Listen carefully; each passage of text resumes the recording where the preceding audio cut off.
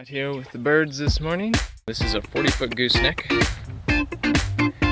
and we are building the biggest honkin' tiny house I have ever seen.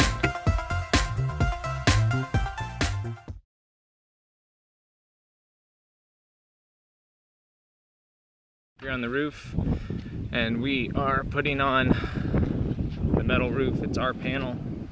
I decided to do this just because I've done it before. I didn't want to have to learn how to do the concealed fastener standing seam roof. So anyways, just to point out some things and putting down a nice straight line. It doesn't really matter whether your roof is straight right here, because the ridge cap that's going to go over it will cover up any abnormalities you have along here. But it really is important that the face of your sheet is straight all the way down. So when you measure this, you're going to measure, at least this is what I do, I measure whatever my length of the actual sheet is going to be, and then I add on 2 inches for overhang. I like having at least 2 inches of overhang, and if a gutter ever gets put on here, you know, it'll still drain into the gutter. But so first thing you do is you put down your eve edge drip, and I've got the corners folded over here just for a little added protection. Then the gable end trim or the rake edge trim will come over here. So we're gonna take this screw out and that screw out, and we're gonna put along here some of the butyl tape to water seal underneath the edge of the trim, so that when water tries to get in, it can't. But I made sure and measured, that's why it's offset here. I didn't just butt this up to the edge and start going for it.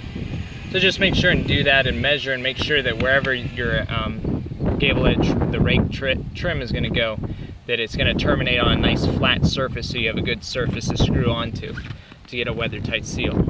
Every lap is held, like all these R panel laps, they're all held with butyl tape. Butyl tape is going all the way down the seam. All of them are going to be like that. The manufacturer of this R panel says that you should use a lap screw on the laps. A bunch of other people have said don't do that.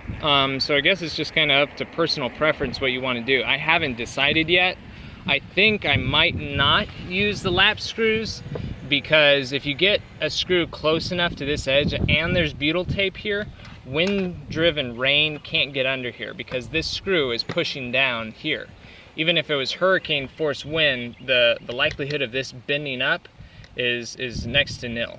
Do your research before doing anything. So that's what I was getting to at the very beginning when I first started off, was you see over here, I've got a 2x4, and I just measured 2 inches and just made a little mark.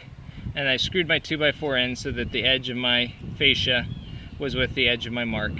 And then I just have this string just pulled extremely taut, and I just have all of my panels all lined up with this string all the way down. So that means no matter if my walls are a little buckled, or my joists are a little off, you know, by 1/4 of an inch or whatever, this will fix any unevenness in the wall, so that looking at it from the bottom, it's going to look, you know, perfectly straight across here.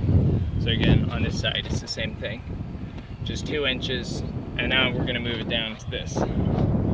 Up here on the roof also, if you'll notice, I've got horizontal furring strips going. You're supposed to attach fasteners every 3 feet. On here I've got an extra one here, and I've got some extras on the side here for attaching the gable edge trim on a little tighter. Basically anywhere along the edge, that's where your wind's really going to be hitting. If you've got your panel fastened in the middle, great. I mean, you're supposed to do that every 3 feet. But along the edge, make sure you have enough fasteners in along the edge, because that's where the wind really picks up on these things. If you don't have the edge fastened, then the wind will grab it and eventually work the screw loose. So make sure your edges are fastened correctly. But I've got these horizontal furring strips, and then you'll notice there's little cutouts in the furring strips.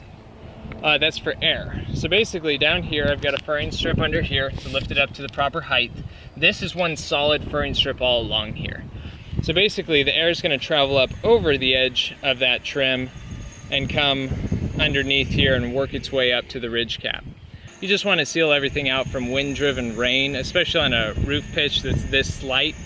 This is only a 212 pitch. You just have to be aware of water getting in. Bugs is another issue. Bugs and whatever else might want to make nests up here. So you're trying to seal it out from pest and from water damage. Just so you can see the strips I'm using, it's just called multi-vent closures. Looks like this. They just conform to whatever your panel might be, so they can go above the panel or below it, and they'll just smush down to whatever. I don't really like them. You've got to use more screws along the edge to keep it down because it pushes the panel up.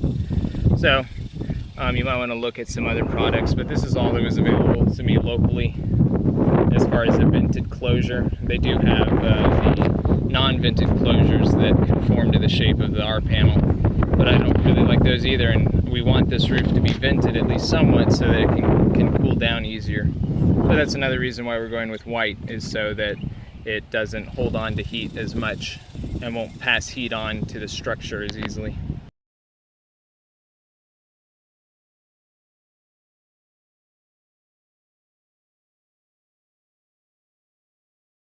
Asphalt shingles might be 170 degrees. Paint them white, it suddenly drops to like 120, 130 degrees. Go with white powder coated steel and it'll be even lower than that. The idea is to keep the temperature of the roof emitting, reflecting as much of this hot southern sun as possible. In the north, you want the reverse of that. You want the darkest, hottest, the worst SRI value, solar reflective index, and solar reflectiveness and solar emittance. So do your research on that.